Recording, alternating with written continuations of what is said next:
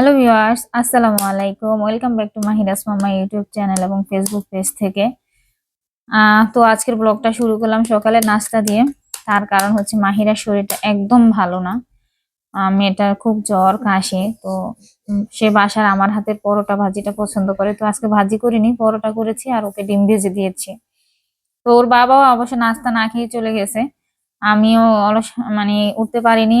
আসলে ও রাত্রেবেলা কি করতেছিল না করতেছিল, বাচ্চারা অসুস্থ হলে আর কি মায়েদের যে টেনশন থাকে, অত ভালো ঘুম হয়নি। তো একটু লেট করে উঠলাম, উঠে ওর জন্য একটু নাস্তা টাস্তা তৈরি করে দুপুরে রান্নার আয়োজন করতে গেলাম। তো আসলে ইচ্ছে করছিল যে মানে একটু সবজি দিয়ে খিচুড়ি খাবো, অনেকদিন ধরে ইচ্ছে করতেছিল, সাথে মুরগির ঝোল করব। তো যেহেতু ঘুম থেকে লেট করে উঠেছি তাই আর বাজারে বের হতে পারিনি, সবজি আনতে পারিনি আর ওটাও করিনি।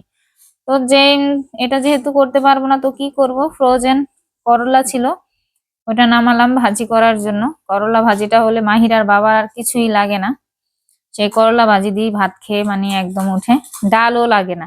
মানে করলা ভাজিটা যে মানে এত বেশি পছন্দ তাদের, তার আর তার খালাতো ভাইয়ের।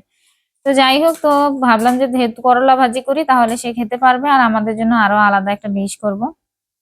তো এখানে করলার মধ্যে একটু লবণ আর হলুদ দিয়ে রসুন পেঁয়াজ দিয়ে বাগার দিলাম। তো বাগার দিতে দিতে একটা কথা বলি, আসলে আমাদের চারপাশে কত রকমের মানুষ দেখি না। তো এর মধ্যে এক প্রকার মানুষ দেখি যে মানে একটু অন্যরকম, মানে নিজের স্বার্থটাই বেশি বুঝে আর আপনার সামনে সবসময় প্রকাশ করবে যে মানে সে তার স্বার্থ নিয়ে কোনো ভাবে না, মানে সে আপনার জন্যই ভালো ভাবতেছে, আসলে কিন্তু ব্যাপারটা এরকম না, তার স্বার্থ নিয়েই ভাবে। আর তার স্বার্থে চিন্তা করতে গিয়ে আপনার যে ক্ষতি করতেছে পিছন পিছন সেটা আপনি হয়তো বা জানেনও না। তো আসলে আজকে মায়ের কাছে কিছু কথা শুনে খারাপ লাগলো বাড়িতে ফোন দেওয়ার পরে, এই জন্য আসলে এই কথাটা বলা আর কি। আসলে আমাদের চারপাশে কত রকমের মানুষ, হ্যাঁ, না চলাফেরা করলে আপনি কাউকে চিনতে পারবেন না। যখন একসাথে থাকবেন কিছুদিন, তারপরে হচ্ছে তার সাথে কিছু ঘটনা আপনার সাথে ঘটবে, তারপরে আসলে মানুষ চেনা যায়।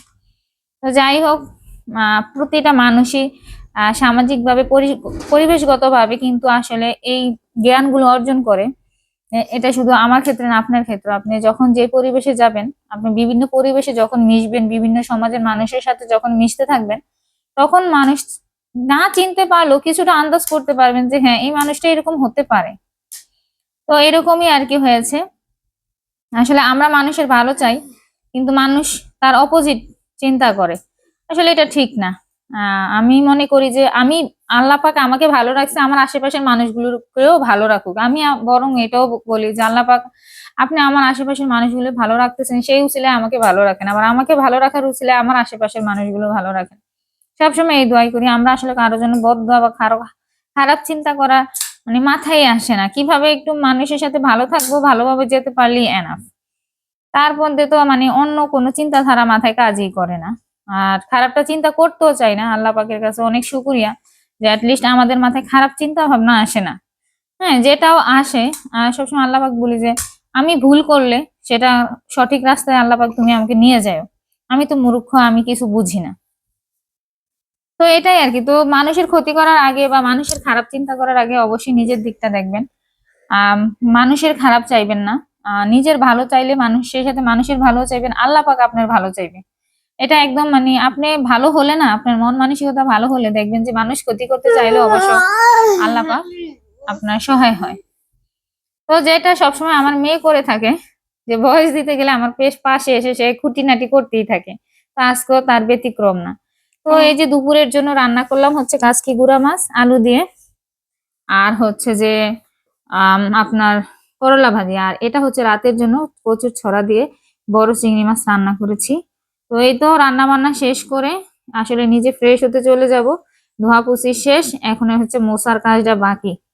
তো যাই হোক, ঘরের বাকি কাজগুলো শেষ করে কচুর গাঁঠি রান্না করার সময় দেখলাম যে মানে গাছ বের হচ্ছে আর কি, মুখী, তো এটা কচুর মুখী বলি আমরা। তো চিন্তা করলাম এটা রেখে দিই, এদিকে আবার টুকিটাকি কাজ করতেছিলাম। তো আসলে যেহেতু মাটি আছে, তো এখানে অলরেডি আমি কুমড়ার বীজ মানে রুয়ে দিয়েছি, কিন্তু হয় মানে উঠতেছে না, হয়তোবা একটু সময় লাগবে। ভাবলাম যে এগুলা লাগিয়ে দেই, এরপরে মানে টব এনে মাটি এনে গাছ ওঠার পরে প্রসেসিং করার চেষ্টা করব। আর এর আগে যদি গাছই না উঠে, আমি আর এই এই মাটি তো আমার বৃথা। তো এর জন্য এটার মধ্যেই কিন্তু দিতেছি নিয়মিত পানি দিতেছি, এই আর কি। তো যে যেখান থেকে ভিডিওটা দেখছেন সবাইকে অনেক ধন্যবাদ। আমার কথাগুলো ভালো না লাগলে ইগনোর করবেন। আসলে আমি তো আর সবাইকে বলিনি, কিছু মানুষের কাজ করবারে আর কি কথাগুলো চলে আসছে। তো মানে কথা বলি, আমার ভালো লাগে। তো আমি আসলে ওরকম ভাবে প্রফেশনাল না। তো আমার কথাগুলো আপনাদের ভালো নাই লাগতে পারে, যাদের ভালো না লাগবে তারা ইগনোর করবেন, যাদের ভালো লাগবে তারা অবশ্যই কমেন্টস করে জানাবেন। তো যে যেখান থেকে দেখছেন সবাইকে অনেক ধন্যবাদ। আমরা এখন দুপুরের রোদ সাবস্ক্রাইব, উপভোগ লাইক, করব। Comment, share. ধন্যবাদ।